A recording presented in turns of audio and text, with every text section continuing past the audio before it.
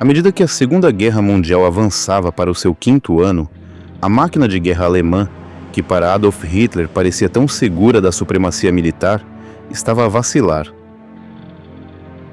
A derrota em Stalingrado, em fevereiro de 1943, custou caro aos nazis e os aliados estavam bem posicionados para capitalizar a sua vantagem. No entanto, os líderes aliados estavam bem cientes dos perigos que ainda precisavam ser superados e procederam com a máxima cautela, começando a dar passos provisórios, mas muito positivos, rumo à vitória.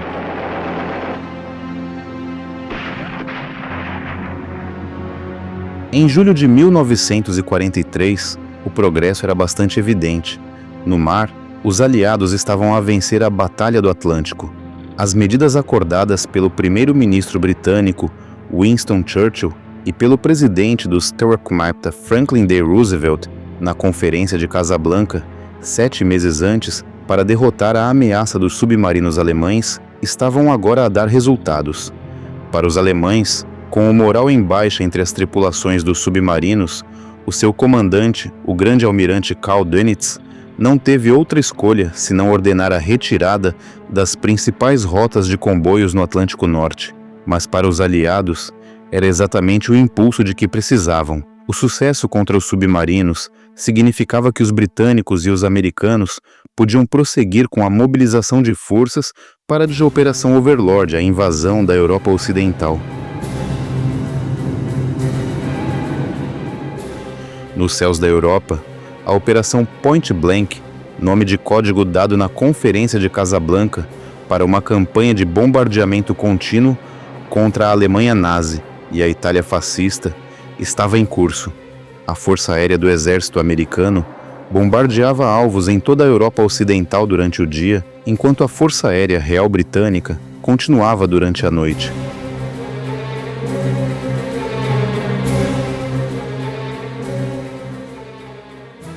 Entretanto, a campanha no norte de África terminou com uma vitória total dos aliados. Em meados de maio de 1943, quase 250.000 de soldados alemães e italianos na Tunísia tinham sido feitos prisioneiros pelos aliados.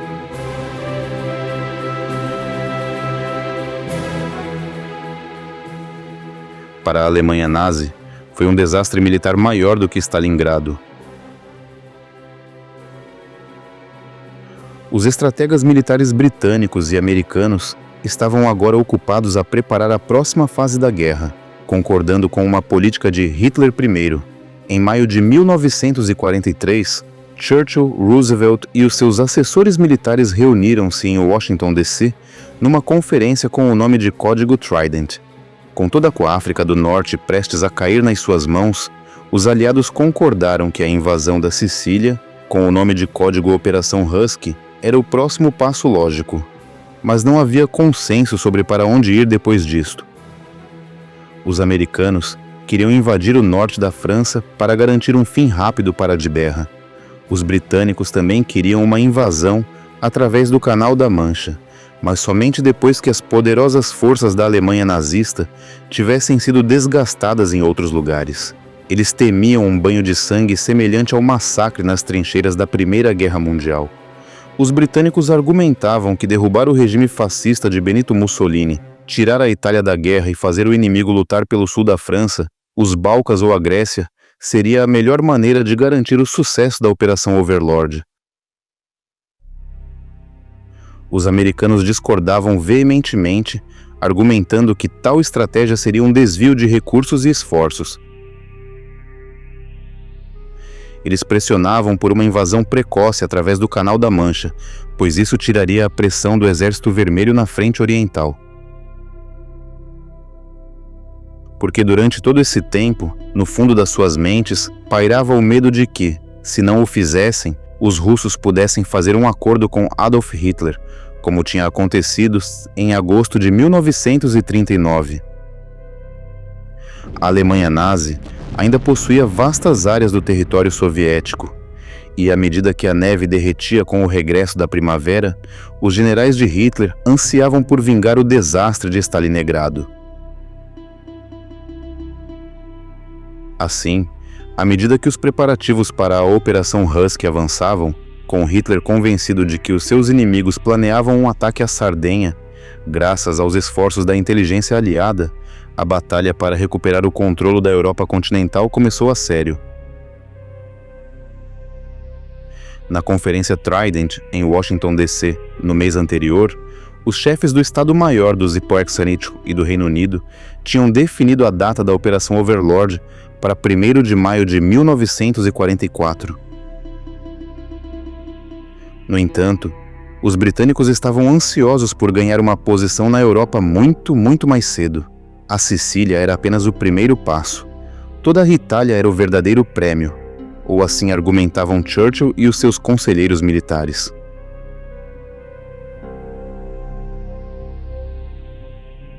Mas o general George C. Marshall, chefe do Estado-Maior do Exército dos Cambismeiros e verdadeira força motriz por trás do esforço de guerra americano, estava sob grande pressão do general Douglas MacArthur, comandante das forças aliadas no sudoeste do Pacífico, para lhe dar mais recursos para a guerra contra o Império Japonês.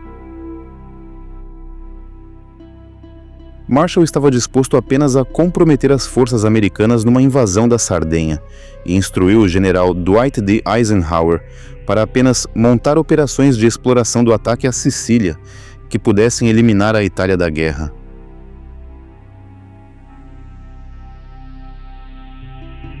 Assim que a Conferência Trident terminou, Churchill e o seu conselheiro militar mais graduado, o general Sir Alan Brooke, chefe do Estado-Maior Imperial, voaram para o norte de África para tentar persuadir Eisenhower de que Marshall estava a ser míope e para pedir o seu apoio ao seu apelo para uma invasão da Itália. Sob pressão de Marshall, Eisenhower foi forçado a ser cauteloso. Disse aos líderes britânicos que, se a Operação Husky fosse bem sucedida, daria o seu apoio à entrada na Itália, mas não antes disso. Enquanto os aliados permaneciam hesitantes para as potências do eixo de Hitler, uma grande crise política e estratégica estava a desenvolver-se. Dentro da Itália, havia agora um medo real de que os aliados derrubassem o ditador fascista Benito Mussolini, e Adolf Hitler observava os acontecimentos no Mediterrâneo com crescente ansiedade. Como resultado do enorme fardo imposto às forças alemãs pelos combates na Rússia e da perda de 8 divisões do eixo na Tunísia no início do ano, o armário no Mediterrâneo, por assim dizer, estava praticamente vazio.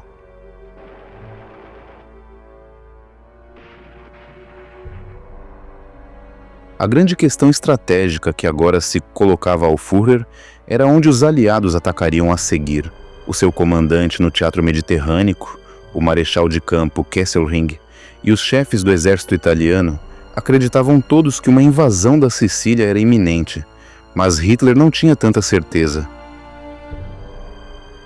Cego pela completa falta de informações confiáveis, ele acreditava que os aliados desembarcariam na Sardenha. De lá, logicamente tomariam a Córcega, que seria um trampolim para o sul da França ou Itália. Alternativamente, os aliados poderiam invadir a Grécia. Hitler baseava o seu raciocínio em informações obtidas de documentos ultrasecretos encontrados com um oficial da Marinha Real, cujo corpo tinha sido levado pela maré até uma praia no sul de Espanha, em abril de 1943. As autoridades espanholas que encontraram o corpo acreditavam que o oficial da Marinha Real tinha morrido afogado num acidente de avião no Mediterrâneo. Cópias dos documentos originais passados à inteligência alemã por um oficial naval espanhol pró-nazista pareciam mostrar que a Sardenha e a Grécia eram os próximos alvos dos aliados. Hitler, portanto, ordenou o envio de uma divisão Panzer para a Grécia, outra divisão de infantaria motorizada para a Sardenha e 2 divisões de elite de paraquedistas para o sul da França, a fim de estarem prontos para qualquer invasão.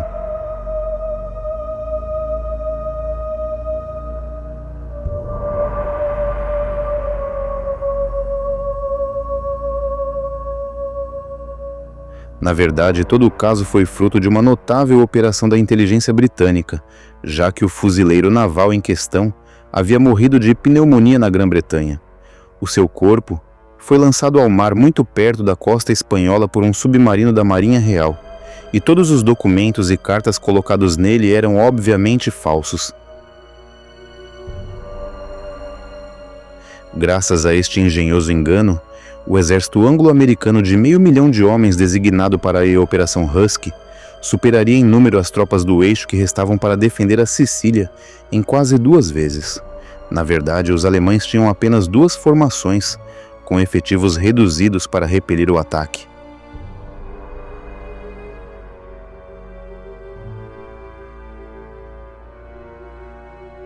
Nada menos que 8 divisões britânicas, americanas e canadianas estavam preparadas para atacar no primeiro dia da Operação Husky, tornando-a a maior operação militar realizada pelos aliados até então na guerra.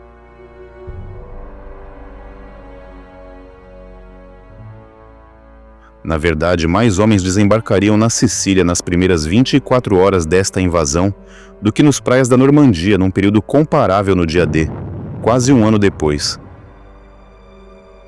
Além disso, mais 2 divisões, uma britânica e outra americana, reforçariam a cabeça de praia aliada na Sicília, assim que esta estivesse segura.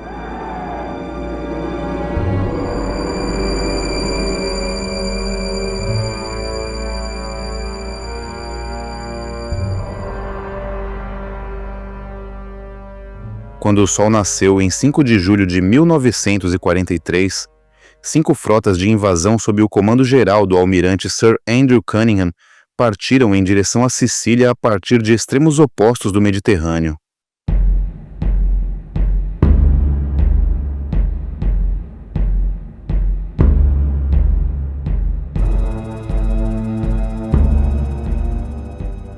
Ao largo da ilha fortificada de Malta, menos de 24 horas antes do desembarque, as frotas formaram 2 grupos.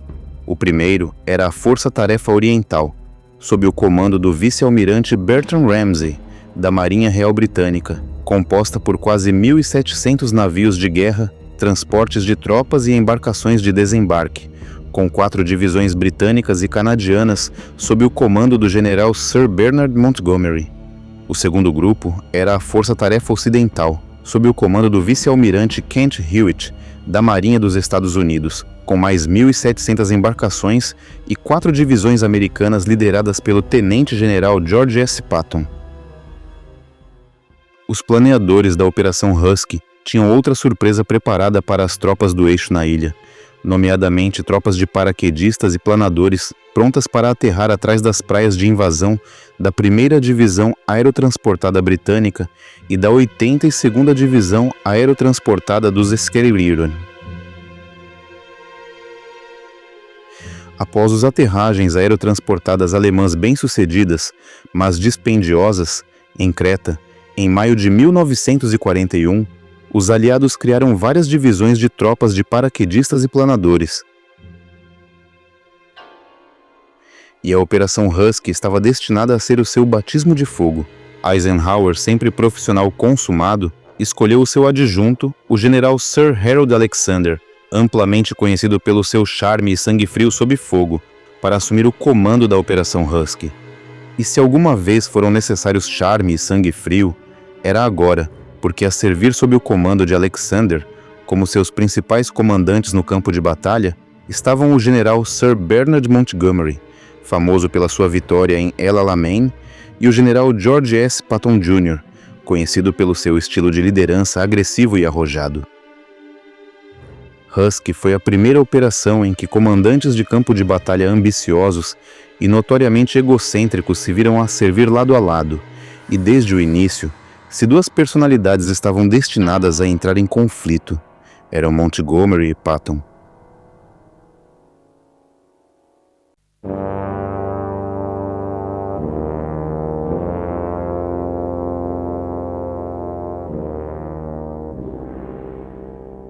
A invasão aliada da Sicília começou nas primeiras horas do dia 10 de julho de 1943. O 7º Exército de Patton desembarcaria numa frente de 64 quilômetros na costa sul da ilha, enquanto o 8º Exército de Montgomery desembarcaria numa frente de 64 quilômetros em ambos os lados do canto sudeste da Sicília. Nas fases iniciais do planeamento da Operação Husky, pretendia-se que o objetivo principal de Patton fosse o porto de Palermo, na costa noroeste da Sicília. Mas os estrategas militares aliados estavam preocupados com a falta de experiência de combate das tropas americanas para uma operação tão ousada. Em vez disso, o 7º Exército dos Etzmerkremeut recebeu a missão de proteger o flanco esquerdo de Montgomery, enquanto este avançava em direção a Messina para bloquear a retirada das forças do eixo.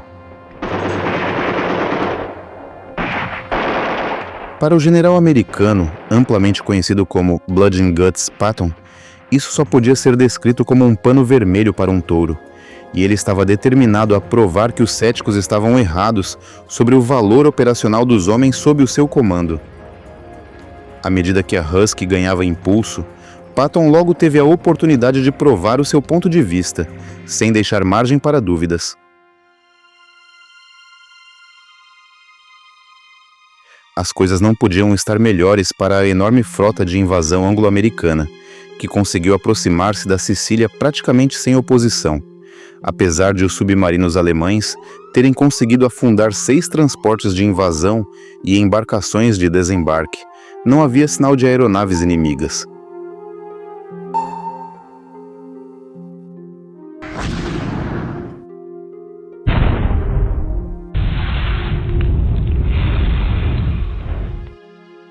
Na preparação para a Operação Husky, os bombardeiros aliados destruíram todos os aeródromos da Sicília, forçando a Luftwaffe alemã e a Regia Aeronáutica italiana a retirar as suas aeronaves restantes para a Itália continental. Contra 4.000 aeronaves aliadas, eles só conseguiram reunir 1.500 máquinas.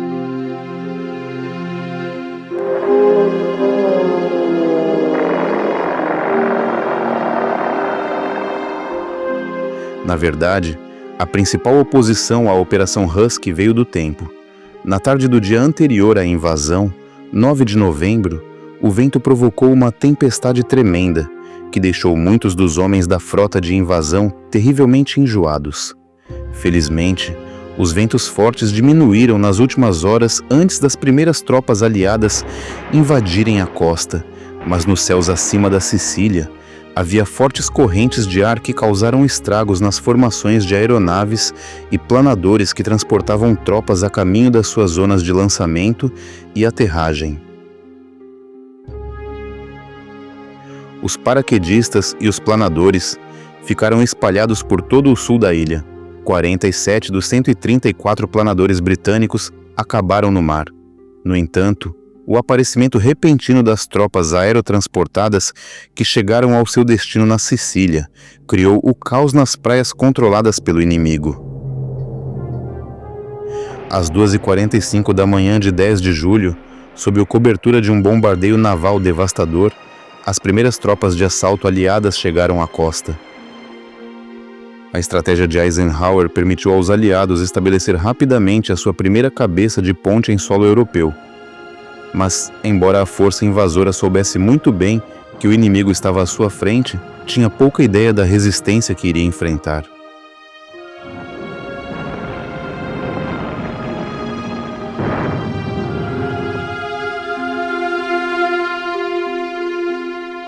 Curiosamente, no setor britânico, quase todas as tropas italianas de defesa encontradas pelo 8º Exército de Monte renderam-se sem oferecer resistência ou com pouca resistência.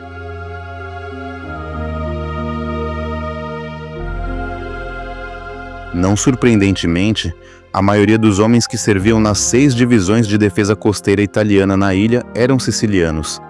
Tinham pouca afeição pelo regime fascista de Mussolini e ainda menos desejo de ver a sua pátria destruída pela devastação da guerra.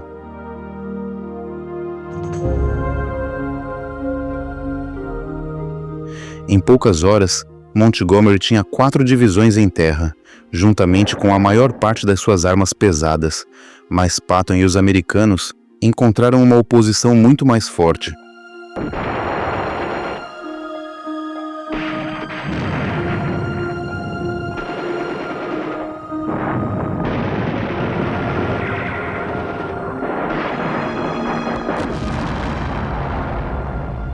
No primeiro dia da invasão, apareceram tanques italianos e depois alemães, mas os italianos foram rapidamente repelidos. Mais tarde, porém, um grupo de batalha da divisão Hermann Göring conseguiu derrotar um batalhão de infantaria americano. No dia seguinte, 11 de julho, o general Alfredo Guzzoni, comandante-chefe italiano de todas as tropas do eixo na Sicília, ordenou que a divisão Hermann Göring, reforçada pela divisão Livorno italiana, empurrasse o inimigo de volta para o mar.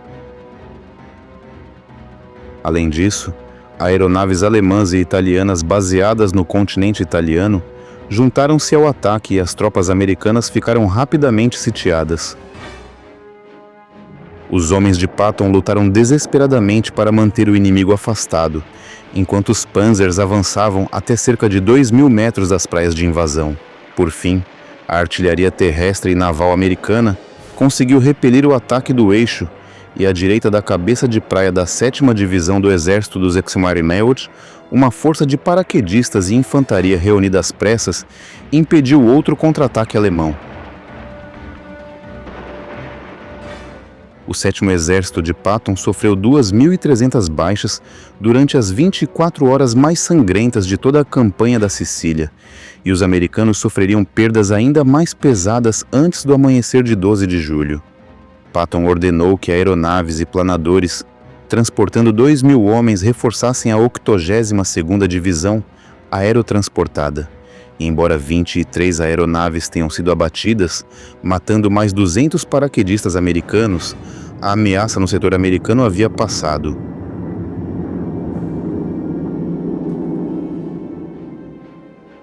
Com as cabeças de praia seguradas, os aliados foram rápidos a introduzir 2 novos desenvolvimentos tecnológicos americanos que acabariam por desempenhar um papel importante na derrota de Adolf Hitler. O navio de desembarque de tanques, ou LST, como era oficialmente conhecido, e o caminhão de abastecimento anfíbio de 2,5 toneladas, mais confusamente conhecido como DUKW, revelaram-se inestimáveis na Operação Husky. Precisando de transportar homens e munições para a terra com rapidez, as forças de invasão aliadas já não precisavam de depender da captura antecipada de um porto controlado pelo inimigo, algo que seria crucial na Operação Overlord. Esta invasão planeada da Europa Ocidental já estava a ganhar impulso, e os engenheiros britânicos estavam ocupados a desenvolver um projeto ainda mais ambicioso para garantir que as tropas e os suprimentos aliados pudessem ser colocados exatamente onde eram necessários. Mulberry era o nome de código de um porto flutuante pré-fabricado capaz de subir e descer com as marés ao largo da costa da França. Mas era necessário muito mais trabalho para transformar esse conceito ousado em realidade.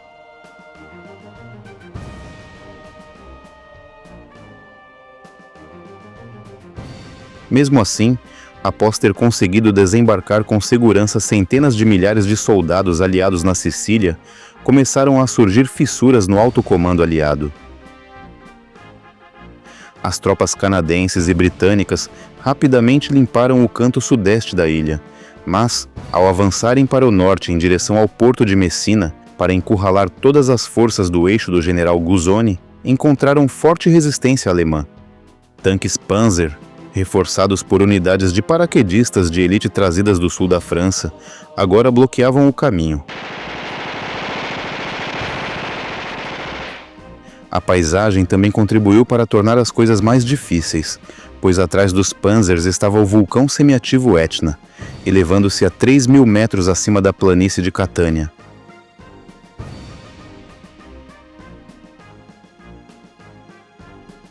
Para flanquear as posições alemãs no sopé do Etna, Montgomery fez com que Alexander alterasse a fronteira entre o seu 8º Exército e o 7º Exército de Patton em 13 de julho. A mudança da fronteira permitiu aos britânicos avançar pela Autoestrada 124, a principal estrada para o centro da Sicília, antes de virar para nordeste em Enna em direção a Messina. Patton ficou furioso. Como muitos generais americanos, ele detestava Montgomery. Ao redefinir a fronteira entre os exércitos em favor de Montgomery, Alexander estava a relegar o 7º Exército do Saber-Quatch ao papel de escudo lateral do 8º Exército. Patton decidiu que a melhor maneira de se vingar de Montgomery era capturar Palermo, capital da Sicília, e um importante porto. Com Palermo nas mãos dos Kermiriente e as suas linhas de abastecimento seguras, ele poderia então avançar para leste em direção a Messina e chegar lá antes do seu rival britânico. Para amolecer Alexander, ele conseguiu que ele concordasse com um reconhecimento em direção à cidade de Agrigento pelas suas tropas. Assim que Agrigento caiu, em 15 de julho, Patton convenceu Alexander a permitir que ele avançasse para Palermo. Ignorando as dúvidas do seu superior britânico, Blood and Guts formou um corpo especial de 3 divisões rápidas para tomar Palermo. As tropas italianas que encontraram pelo caminho pouco fizeram para os impedir.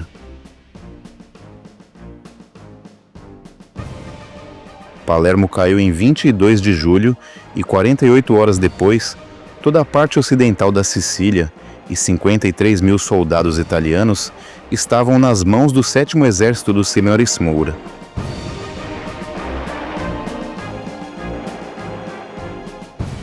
Na Itália, a notícia da captura de Palermo pelas tropas de Patton foi seguida, dias depois, pelo colapso do regime fascista. Embora fosse ditador da Itália desde 1922, Benito Mussolini sempre partilhou o poder com o monarca italiano, o rei Victor Emanuel III e o exército italiano. O rei e o exército nunca gostaram da aliança de Mussolini com Hitler. Agora, isso ameaçava derrubá-los a todos. A invasão aliada da Sicília foi um aviso aos conspiradores antifascistas de que o tempo estava a esgotar-se. O empurrão final foi dado por um grande bombardeio dos CNBs em Roma, em 19 de julho. O alvo eram os principais pátios ferroviários, mas muitas bombas caíram longe, matando e ferindo centenas de civis italianos. O clima na cidade era agora muito hostil ao regime fascista. Em 24 de julho, Mussolini convocou o Grande Conselho Fascista em Roma para conter a crescente crise política. Para a grande surpresa de Mussolini, os seus companheiros fascistas informaram-no de que tinham perdido a confiança nele e na sua liderança, e no dia seguinte, o rei destituiu-o do cargo de primeiro-ministro e mandou prendê-lo. Sem um único tiro, o regime fascista de Mussolini ruiu. O marechal Pietro Badoglio, um antigo chefe do exército italiano, tornou-se primeiro-ministro e, um pouco ansioso por não antagonizar os alemães, anunciou que a guerra continua ao lado dos nossos germânicos.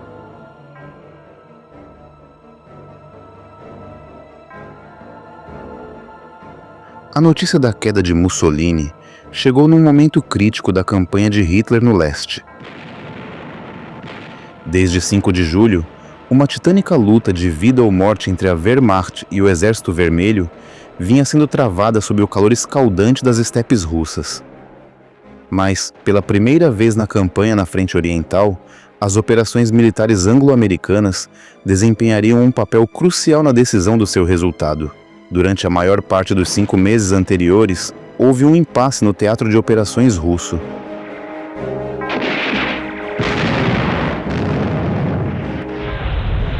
Uma tentativa do Exército Vermelho de explorar a sua vitória impressionante em Stalingrado foi frustrada por um contra-ataque brilhante das forças alemãs reunidas pelo marechal de campo Erich von Manstein, um dos melhores comandantes de campo de Hitler.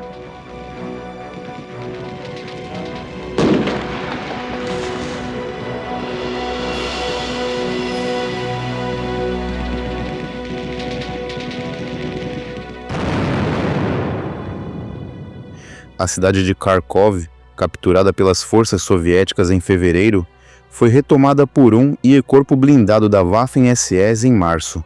Mas o Exército Vermelho conseguiu manter uma protuberância de território com 193 quilômetros de largura e 145 quilômetros de profundidade entre Orel, no norte, e Belgorod, no sul. No centro estava a cidade de Kursk.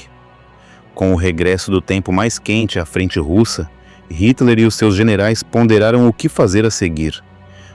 Nos seus mapas, podiam ver que a linha da frente agora se estendia de Leningrado, no norte, até Rostov-on-Don, no sul. A saliência em Kursk e os exércitos soviéticos amontoados nela pareciam prontos para serem derrotados. O chefe do Estado-Maior do exército alemão, general Kurt Zeitzler, queria cortá-la com um poderoso movimento de pinça. O mesmo pensavam 2 outros marechais importantes de Hitler, Erich von Manstein e Hans von Kluge.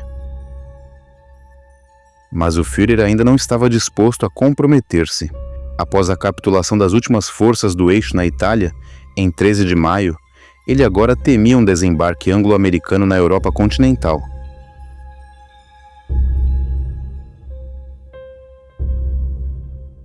A Wehrmacht deveria tentar eliminar a saliência em Kursk ou esperar que o Exército Vermelho lançasse a sua principal ofensiva de verão. Um grande ataque preventivo poderia perturbar os planos de Stalin, mas se os anglo-americanos desembarcassem na Sardenha, na Grécia ou na Sicília ao mesmo tempo, Hitler não teria reservas para o teatro de operações do Mediterrâneo. Pela primeira vez, o Führer não conseguia decidir-se. O seu inspetor das tropas blindadas, o famoso comandante Heinz Guderian, era firmemente contra as propostas. Ele perguntou a Hitler: é realmente necessário atacar Kursk, e ainda por cima no leste este ano? Acha que alguém sabe onde fica Kursk? O mundo inteiro não se importa se capturamos Kursk ou não. O Führer respondeu: eu sei. Só de pensar nisso, fico com náuseas. Com o nome de código Operação Citadel, a ofensiva de Kursk, originalmente planeada para 4 de maio, foi repetidamente adiada. Entretanto, informações transmitidas ao alto comando soviético pelos serviços secretos britânicos através da rede de espionagem fictícia Lucy, sediada na Suíça, e pelas próprias fontes do Exército Vermelho, deram a Stalin muitos indícios dos planos alemães. No verão de 1943, a Wehrmacht e o Exército Vermelho podiam mobilizar cerca de 6 milhões de soldados cada, mas a Alemanha nazi estava a perder a corrida armamentista para a União Soviética. Dia após dia, o equilíbrio de forças na frente russa estava a inclinar-se de Hitler para Stalin.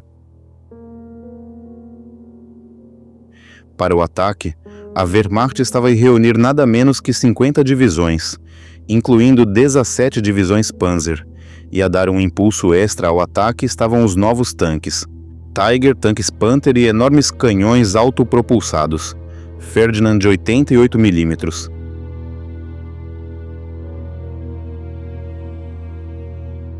No total, os alemães mobilizaram 900 mil homens, 3 mil tanques e quase 2.800 aeronaves destinados à Operação Citadel.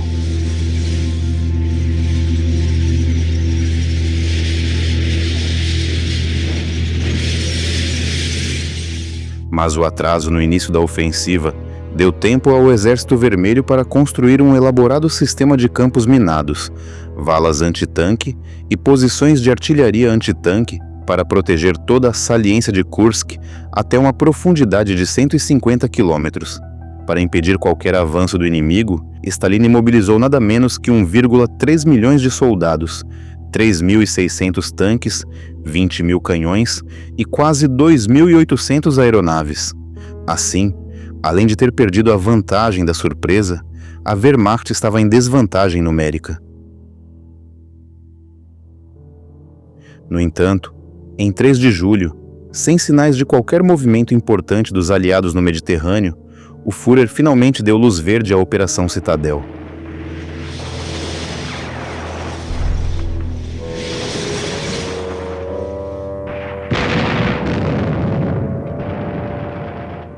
"24 horas depois, as tropas alemãs lançaram ataques de sondagem no perímetro defensivo externo do Exército Vermelho. No dia seguinte, começou a ofensiva principal.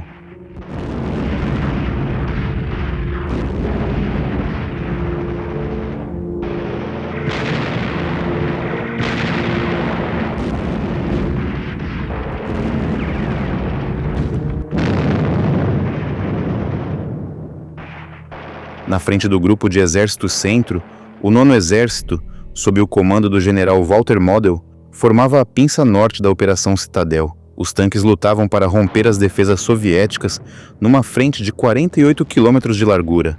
Mas, após 4 dias, o ataque estagnou. No sul, o 4º Exército Panzer e o destacamento do Exército Kempf abriram uma brecha de 30 quilômetros de largura. Em 12 de julho, estavam prestes a romper as defesas soviéticas. Naquele dia, ocorreu a maior batalha de tanques da história, quando 2 exércitos de tanques alemães e soviéticos se enfrentaram em Prokhorovka.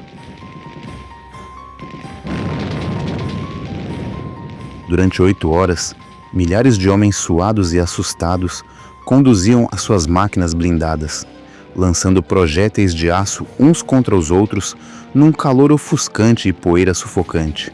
Centenas morreram, os seus corpos dilacerados por estilhaços de aço derretido ou incinerados pela explosão de combustível e munições.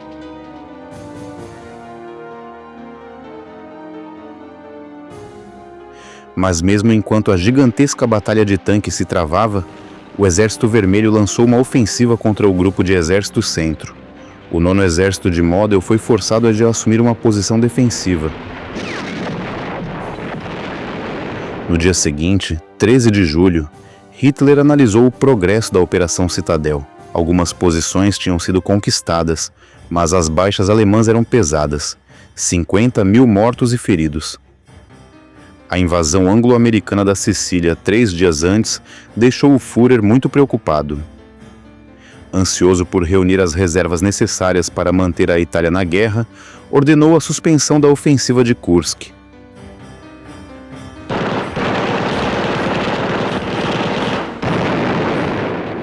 A decisão marcou o início do fim para os alemães na Rússia.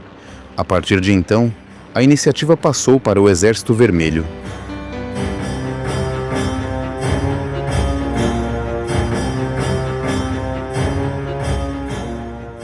Em 2 semanas, a Wehrmacht foi forçada a abandonar os campos de batalha de Kursk.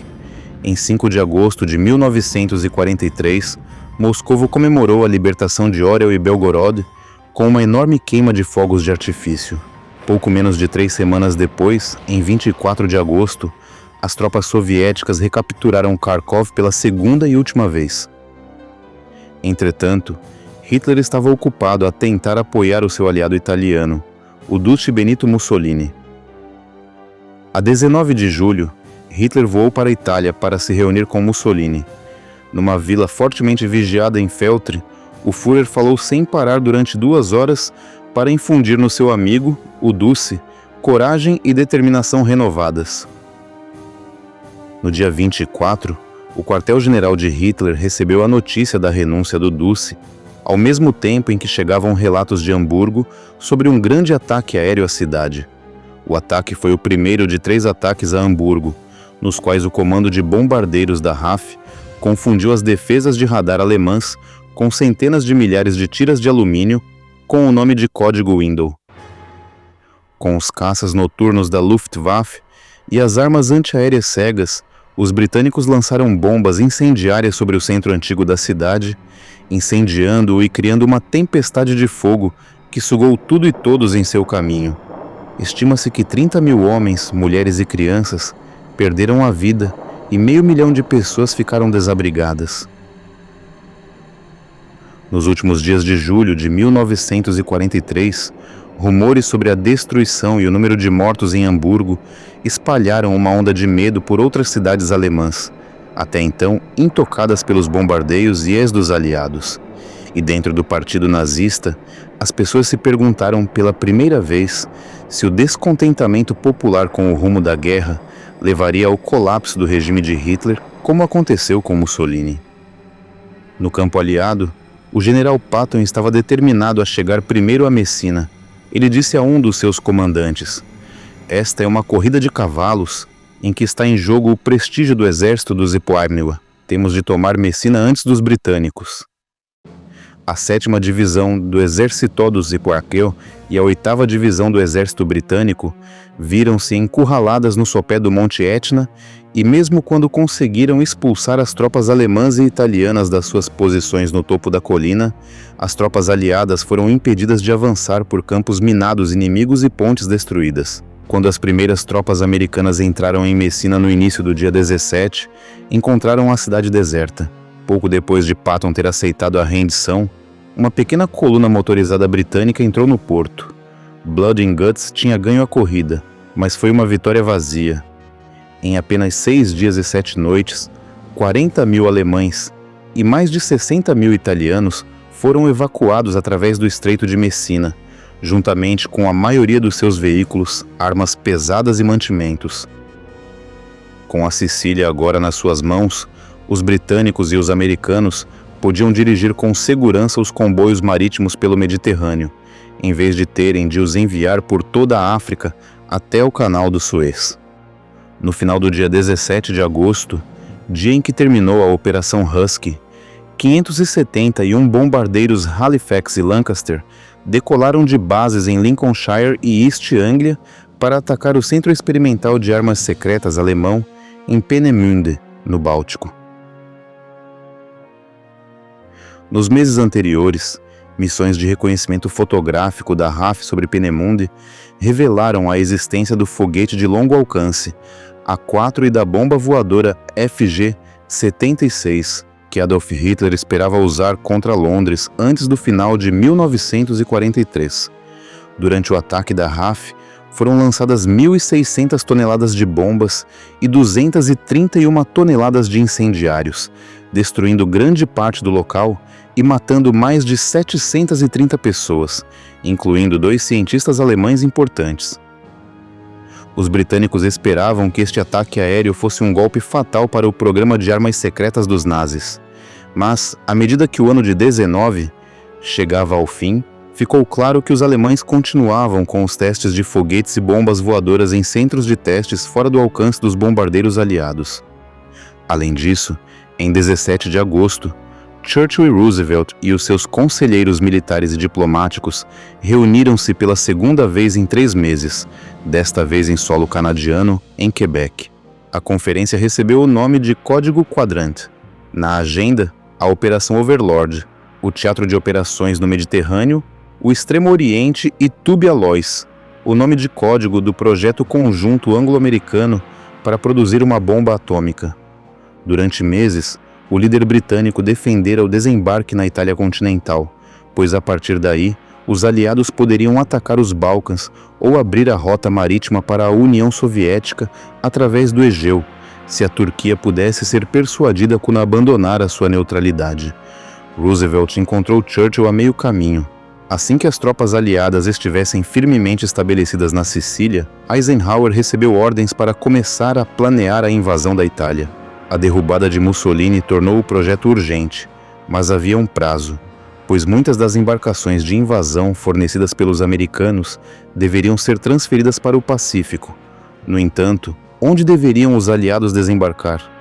Churchill era totalmente a favor de desembarcar o mais ao norte possível da Península Italiana, começando por Roma, porque deveríamos rastejar pela perna como um inseto, do tornozelo para cima? Vamos antes atacar o joelho, resmungou ele. Os planeadores de Eisenhower, relutantes em desembarcar em qualquer lugar além do alcance dos caças aliados, decidiram-se por o que acreditavam ser um compromisso seguro: Operação Avalanche, um desembarque de 190 mil soldados britânicos e americanos no Golfo de Salerno, na costa oeste da Itália. Uma vez em terra firme, as tropas aliadas avançariam sobre Nápoles para garantir as suas linhas de abastecimento e, em seguida, avançariam para o Adriático para encurralar as forças alemãs ainda no sul da Itália. Hitler, informado pelas suas agências de inteligência de que os italianos queriam desertar, ordenou a concentração de poderosas reservas fora de Roma e em outros locais estratégicos em toda essa Itália. Caso Badoglio mudasse de lado, o alto comando alemão elaborou um plano, com o nome de Código Eixo, para capturar o rei da Itália e o governo italiano, desarmar todas as tropas italianas e ocupar instalações estratégicas. Mas Hitler ainda hesitava e, entretanto, não se tinha esquecido do seu amigo Mussolini, que estava preso pelo governo de Badoglio desde 25 de julho. Os paraquedistas da SS, sob o comando do major Otto Skorzeny, receberam a tarefa de encontrar o Dulce e trazê-lo de volta para a Alemanha. No 4º aniversário da declaração de guerra do primeiro-ministro Neville Chamberlain à Alemanha nazista, tropas britânicas e canadenses pertencentes ao 8º Exército de Montgomery cruzaram o Estreito de Messina, em uma operação chamada Baytown. Sob a cobertura de uma forte barragem de artilharia, invadiram Rédio de Calábria e não encontraram qualquer resistência. Ao anoitecer, tinham feito prisioneiros 3 alemães retardatários e 3.000 italianos amigos. Pela primeira vez desde abril de 1941, as tropas britânicas estavam de volta em força ao continente europeu. Mas Montgomery sempre duvidou do valor da Operação Baytown. Na sua opinião, um desembarque do 8º Exército na ponta da Itália não ajudaria o desembarque principal dos aliados em Salerno quando este ocorresse, mas ele fez o que lhe foi ordenado. No entanto, as suas tropas, atrasadas apenas por pequenas retaguardas alemãs, não pareciam ter pressa em avançar para norte. Durante 2 dias, a partir de 5 de setembro, as tropas americanas e britânicas das 3 divisões e das 2 brigadas de comando, que participavam na fase de assalto da Operação Avalanche, embarcaram em portos do norte de África e da Sicília. Pertenciam ao 5º Exército dos Ipezemaus, sob o comando do general Mark Clark. O seu exército deveria desembarcar numa frente de 35 milhas no Golfo de Salerno, entre Amalfi, na Península de Sorrento, à esquerda, e Agrópole, à direita, com a cidade de Salerno aproximadamente no centro. Clark esperava surpreender o inimigo, por isso dispensou o habitual bombardeamento aéreo e naval preliminar. Esta foi uma decisão imprudente. Clark era um oficial corajoso e imente carismático, mas até então, nesta guerra, nunca tinha comandado tropas em combate.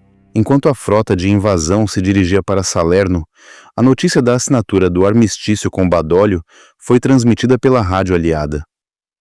O anúncio apanhou a maioria dos italianos de surpresa, mas levou os alemães à ação. As tropas sob o comando do marechal de campo Kesselring, comandante do Teatro Mediterrâneo de Hitler, implementaram rapidamente a Operação Eixo. A maioria das forças que Badoglio esperava trazer para o lado aliado foram desarmadas ou derrotadas. Felizmente para a 82ª Divisão Aerotransportada dos Staatsmacht, o seu lançamento aéreo planeado sobre Roma foi cancelado no último minuto. No entanto, a principal frota de batalha italiana conseguiu zarpar da sua base em La Spezia. Enquanto navegava ao largo da Sardenha para se encontrar com a Marinha Real, o navio de guerra Roma foi destruído por uma nova arma antinavio alemã, a bomba planadora HS-293. Mas o resto da frota italiana chegou em segurança a Malta. Em 11 de setembro, o almirante Sir Andrew Cunningham, comandante-chefe da frota mediterrânea da Marinha Real Britânica, sinalizou ao almirantado em Londres: tenha a bondade de informar a vossas excelências que a frota de batalha italiana está agora ancorada sob o fogo das armas da fortaleza de Malta. Nas 12 horas que antecederam a sua chegada ao Golfo de Salerno, os 80.000 soldados aliados que participavam na fase de assalto da Operação Avalanche descobriram, para seu desespero, que o inimigo sabia que eles estavam a caminho, pois os bombardeiros da Luftwaffe lançaram ataques esporádicos contra a frota de invasão.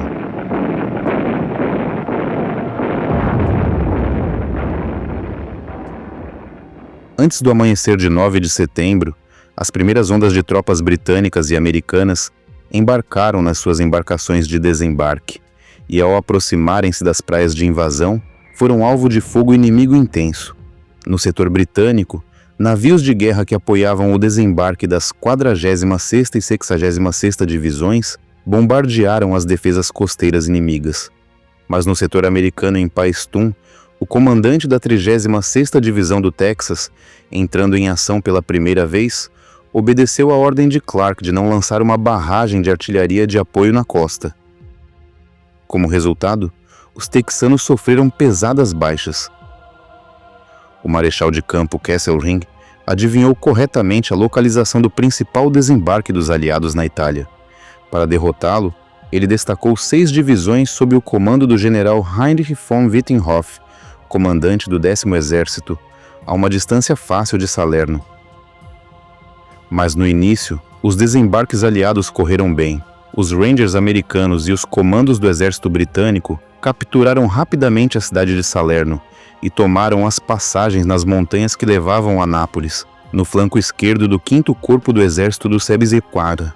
No entanto, as 3 divisões de assalto logo enfrentaram uma dura batalha ao avançarem para o interior.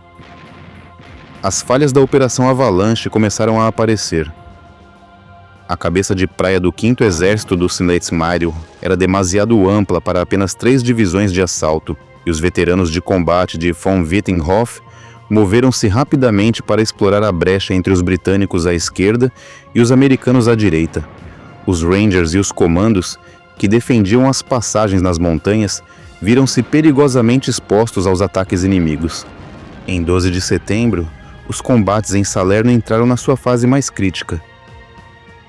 Os alemães estavam determinados a eliminar a cabeça de praia do 5º Exército dos Esmeraldas antes que o 8º Exército de Montgomery tivesse tempo de reforçá-la pelo sul. Nas 72 horas seguintes, contra-ataques ferozes lançados por grupos de batalha alemães quase conseguiram empurrar os americanos para o mar, mas o inimigo foi repelido pela própria artilharia do 5º Exército dos Esmeraldas e pelos canhões dos navios de guerra aliados que se encontravam ao largo da costa. Reforços aliados foram enviados rapidamente para Salerno, e o momento de crise passou. Em 16 de setembro, o 8º Exército de Montgomery finalmente se uniu ao 5º Exército dos Sepirheres de Mark Clark, e no mesmo dia, von Wittenhoff ordenou que o 10º Exército Alemão se retirasse para o norte. A aprovação do 5º Exército dos Esmeraldas em Salerno finalmente terminou. Como de costume, os alemães lutaram com habilidade na retirada. Somente no final do dia 1º de outubro de 1943, unidades da 7ª Divisão Blindada Britânica entraram em Nápoles, que era, naturalmente, o objetivo principal da Operação Avalanche. A operação estava terminada. Custou aos aliados mais de 12.000 baixas, incluindo 2.000 mortos e 3.500 desaparecidos. Mas as forças de von Wittenhoff, em menor número e com menos armas, sobreviveram para lutar outro dia. O mesmo aconteceu com um amigo e aliado de Adolf Hitler, Benito Mussolini. Os aliados deram os primeiros passos hesitantes no continente europeu. Mas a luta pelo ventre da Europa, como Churchill gostava de chamar a Itália, estava apenas a começar.